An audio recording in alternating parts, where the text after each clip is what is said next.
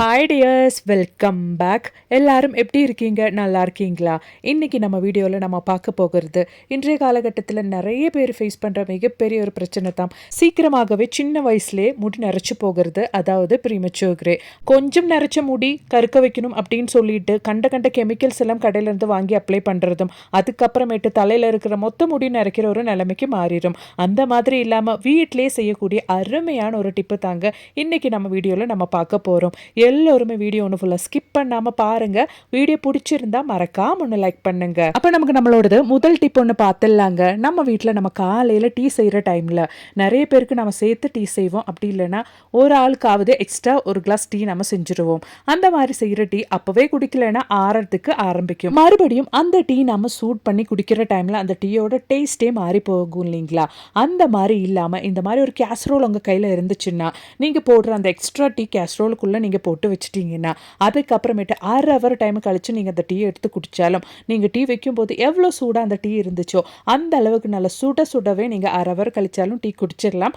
கண்டிப்பாக ட்ரை பண்ணி பாருங்கள். அப்போ நமக்கு நம்மளோடது அடுத்த டிப் ஒன்று பார்த்துடலாங்க.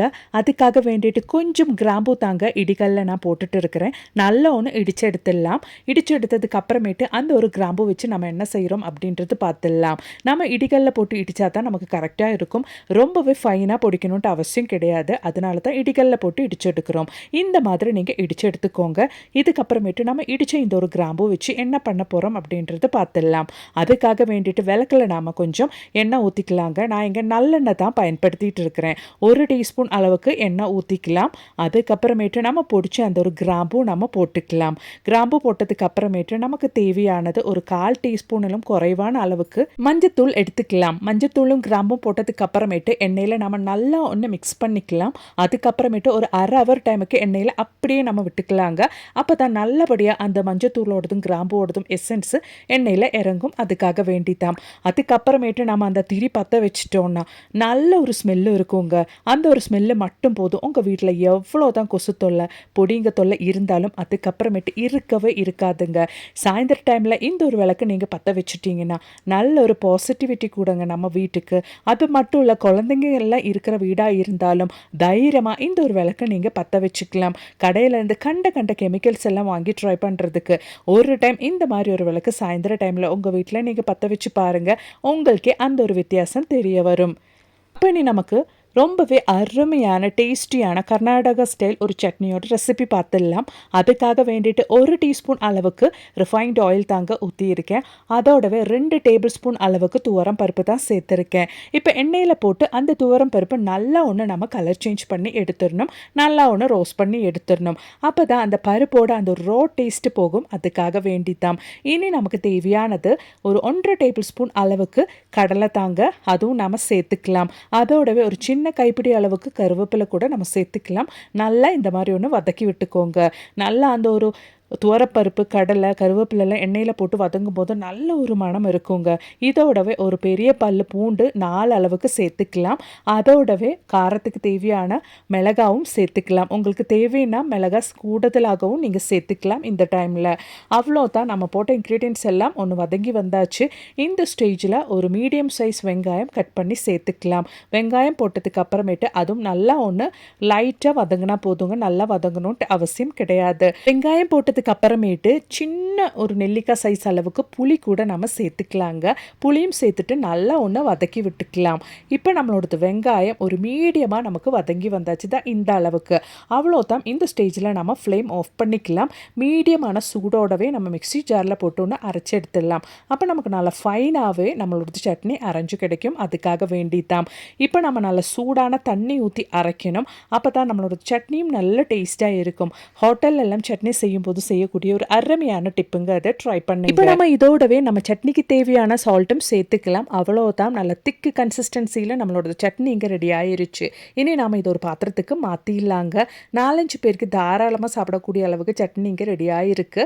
அவ்வளோதான். மிக்ஸி ஜாரில் கொஞ்சம் தண்ணி ஊற்றி மிக்ஸ் பண்ணிவிட்டு அது கூட சேர்த்து ஊற்றிடலாம். இப்போ நம்ம சட்னிக்கு தேவையான தாளிப்பு கூட செஞ்சு ஊற்றிட்டோன்னா அவ்வளோதான். டேஸ்டியான சட்னி இங்கே ரெடி ஆயிருச்சு. நல்ல சுட தோசை இட்லி சப்பாத்தி அது மட்டும் இல்லைங்க, நல்ல சூடான சாப்பாடு கூடவும் சாப்பிட்றதுக்கு அவ்வளோ நல்ல அருமையான ஒரு துவரம்பருப்பு சட்னிங்க. கண்டிப்பாக ட்ரை பண்ணி பாருங்கள். பிடிச்சிருந்தா மறக்காம ஒன்று லைக் பண்ணுங்கள். நீங்கள் லைக் பண்ணுற டைமில் ஹைப் அப்படின்ற பட்டன் கூட எனேபிள் ஆகும். அதுவும் கூட கொஞ்சம் ப்ரெஸ் பண்ணிட்டீங்கன்னா நிறைய பேருக்கு இந்த ஒரு வீடியோ ரீச் ஆகிடும்.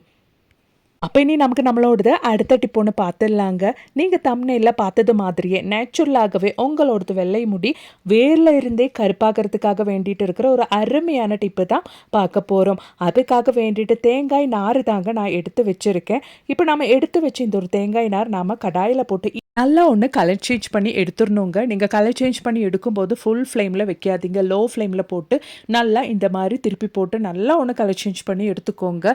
சீக்கிரமாக நமக்கு அது தேங்காய் நார்ன்றதுனாலே சீக்கிரமாக கலர் சேஞ்ச் ஆகி இந்த மாதிரி ஸ்டேஜில் கிடைக்கும். அதுக்கப்புறமேட்டு ஆற விட்டுட்டிங்கன்னா தான் இந்த மாதிரி இருக்கும் நம்மளோடது தேங்காய் நார். இப்போ நம்ம இது மிக்ஸி ஜாரில் போட்டு நல்லா ஃபைனாக ஒன்று பவுடர் பண்ணி எடுத்துடலாம்.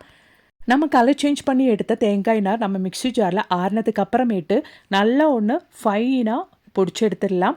அதுக்கப்புறமேட்டு தான் நம்ம இதை பயன்படுத்துவோம். நல்ல ஒரு இன்ஸ்டன்ட் ஹேர்டையாக கூட நமக்கு இது பயன்படுத்தலாங்க. அவ்வளோதாங்க. இப்போ நமக்கு எவ்வளோ இது ஃபைனாக பொடிக்க முடியுமோ அவ்வளோ ஃபைனாக பொடிச்சு எடுத்துடலாம். இப்போ நம்ம பொடிச்சு எடுத்த இந்த ஒரு தேங்காய் நார் பொடி நம்ம அப்படியே எடுத்து ஸ்டோர் பண்ணி வச்சு இன்ஸ்டண்ட்டாக நல்ல ஒரு ஹேர்டையாக கூட பயன்படுத்திக்கலாம். அதுக்கு முன்னாடி இது நல்லா ஃபில்ட்ரு பண்ணி இன்னும் நல்ல ஃபைன் பவுடராக ஆகினதுக்கு அப்புறமேட்டு தான் நம்ம இதை பயன்படுத்துவோம். அதுக்காக வேண்டிட்டு நான் இந்த மாதிரி ஒரு வடிகட்டியில் போட்டு நல்லா ஒன்று ஜலிச்சு எடுத்துட்டேன் பாருங்கள். அவ்வளோதான். நல்லா ஃபைனாகவும் நம்மளோட தேங்காய் நார் பவுடர் இங்கே ரெடி ஆயிரும். நல்ல ஒரு இன்ஸ்டன்ட் ஹேர்டையாக பயன்படுத்துறதுக்கு நம்ம இது நல்ல ஒரு டைட்டான கண்டெய்னரில் போட்டு ஸ்டோர் பண்ணி வச்சுக்கலாம். எப்பப்போ தேவையோ அப்பப்பெல்லாம் நம்ம இதை எடுத்து பயன்படுத்திக்கலாம்.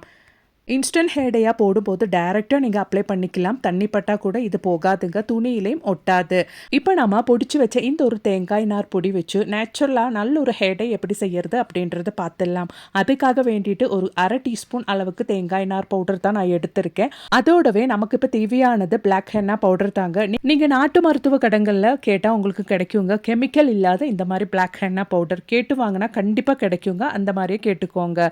அதுக்கப்புறமேட்டு நமக்கு ஒரு டீஸ்பூன் அளவுக்கு பிளாக் ஹென்னா பவுடர் சேர்த்துக்கலாம். அதோடவே நான் இங்கே ரோஸ்மேரி வாட்டர் தாங்க சேர்த்துட்டு இருக்கிறேன். உங்கள் கையில் ரோஸ்மேரி வாட்டர் இல்லை அப்படின்னா நீங்கள் கஞ்சி தண்ணி கூட சேர்த்து நல்லா மிக்ஸ் பண்ணிக்கலாம். நல்லா கரெக்டான கன்சிஸ்டன்சியில், அதாவது நம்மளோட ஹேரில் அப்ளை பண்ணுற அந்த ஒரு கன்சிஸ்டன்சிக்கு நீங்கள் கரெக்டாக மிக்ஸ் பண்ணி எடுத்துக்கோங்க. வெறும் 1/2 ஹவரில் உங்களோட வெள்ளை முடி ரூட்டில் இருந்தே கருப்பாகிறது உங்களுக்கே பார்க்க முடியுங்க. ரொம்ப நேரம் நீங்கள் வச்சு இருக்கணும்ட்டு அவசியம் கிடையாது. நல்லா காஞ்சதுக்கு அப்புறம் வாஷ் பண்ணிட்டீங்கன்னா போதும். நீங்கள் வாஷ் பண்ணுற அன்னைக்கே ஷாம்பு இல்லைன்னா சோப்பு யூஸ் பண்ணாதீங்க. அடுத்த நாளுக்கு யூஸ் பண்ணிட்டீங்கன்னா அந்த ஒரு கலர் உங்களுக்கு ரொம்ப நாளைக்கு, அதாவது நீங்கள் டை பண்ண அந்த ஒரு கருப்பு நிறம் உங்களுக்கு ரொம்ப நாளைக்கு உங்கள் முடியல நிற்கும். அதுக்காக வேண்டிதான் பாருங்கள். நல்லா மிக்ஸ் பண்ணி எடுத்தாச்சு. பிளாக் ஹென்னா பவுடர் டைரெக்டாக நம்மளோடது வெள்ளை முடியில் அப்ளை பண்ணாலும் நமக்கு நம்மளோடது முடி நல்லா கருமையாகும். அதுக்கு பதிலாக இந்த மாதிரி நம்மளோடது தேங்காய் நார் பவுடர் மிக்ஸ் பண்ணிவிட்டு நீங்கள் ஹேர்டே ரெடி பண்ணி உங்களோடது வெள்ளை முடியில் அப்ளை பண்ணிட்டீங்கன்னா அதுக்கப்புறமேட்டு உங்களோடது வெள்ளை முடி ரூட்டில் இருந்து கிராஜுவலாக கருப்பாகிறதுக்கு ஆரம்பிக்கும். அது மட்டும் இல்லைங்க, நிறைய பேருக்கு ஹென்னா யூஸ் பண்ணும்போது இருக்கிற அந்த முடி ட்ரை ஆகிறது, முடி கொட்டி போகிறது, டேண்ட்ரஃப் தொல்லை, இந்த மாதிரி பிரச்சனையெல்லாம் இல்லாமல் இருக்கிறதுக்கும் தேங்காய் நார் பவுடர் ரொம்பவே உதவுங்க. கண்டிப்பாக இனி நீங்கள் ஹேர்டே பண்ணுற டைமில் இந்த மாதிரி ஒன்று ட்ரை பண்ணி பாருங்க. உங்களுக்கே அந்த ஒரு வித்தியாசம் தெரிய வரும். என்னோட ஃப்ரெண்டான ஆயுர்வேதிக் டாக்டர் சொன்ன ஒரு அருமையான ஹேர்டே மெத்தடுங்க. கண்டிப்பாக நீங்களும் ட்ரை பண்ணி பாருங்க. உங்களுக்கும் அந்த ஒரு வித்தியாசம் தெரிய வரும். அது மட்டும் இல்லைங்க, இந்த மெத்தடில் தான் நீங்கள் ஹேர்டே பண்ணுறீங்க அப்படின்னா அந்த ஒரு கருமை நிறம் உங்களோட வெள்ளை முடியல ரொம்ப நாளுக்கு இருக்குங்க. கண்டிப்பாக ட்ரை பண்ணுங்க. பிடிச்சிருந்தா மறக்காம ஒன்று லைக் பண்ணுங்க. அது மட்டும் இல்லைங்க, நிறைய வீடியோஸ் நான் என் சேனலில் ஆட் பண்ணியிருக்கேன். அது கூட கொஞ்சம் செக் பண்ணி பாருங்க. தேங்க்ஸ் ஃபார் வாட்சிங்.